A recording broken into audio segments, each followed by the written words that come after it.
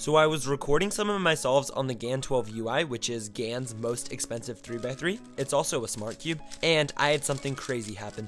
So this was my first solve. It was like a 6.8 or something like that, which is pretty decent for me. I mean, it had like 9 TPS, so I was pretty happy with that. But on the next solve, I had this crazy solution. Take a look at it.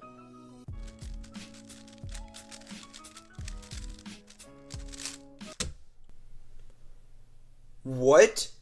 No way. Are you kidding me? Yes, I just got a 4-second solve with ZBLS into a last layer skip.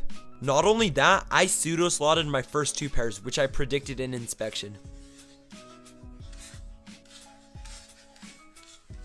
Overall, this was a crazy solve, and I'm going to break it down for you guys really quick.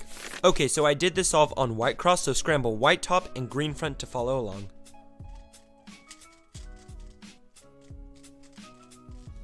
Okay, so I started the solve by facing orange. The cross pieces are here. This one solved. Here, here, and here. This cross edge has a corner attached, so I immediately knew I could make an X-cross. The edge is right here in the back, unoriented. But what I decided to do is I was like, oh, what if I do a pseudo slot with this corner? So I thought, let's solve this edge first, and then we can pseudo slot this pair right here. So first off, I did R to move this to the top, and then I did a D prime to move that to the back. Then L, R2, F to solve the cross.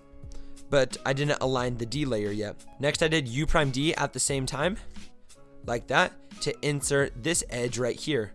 Looking right now, you have a pair right here and an already formed pseudo slot pair, so this solve could have gone way differently, but the way I took ended up paying off in the long run. So I inserted this right here. Then I went for this pseudo slot with this corner and this edge right here, rotating to the back and solving it into the back like this. At this point, I saw this corner right here, and I don't remember if I did U wide or D and rotated, but let's just pretend I did U wide and then U2. And then I did double sexy for this pair. This pair is a free pair though, so I could have done that and then did this pair. But obviously I didn't see that. But by doing double sexy, it preserves this pair, so it's alright. Next, I got to ZBLS. And for this case, when you have a line right here, you can do this like kind of like a commutator thing, but with a wide move. You go like this. And obviously that gave a last layer skip.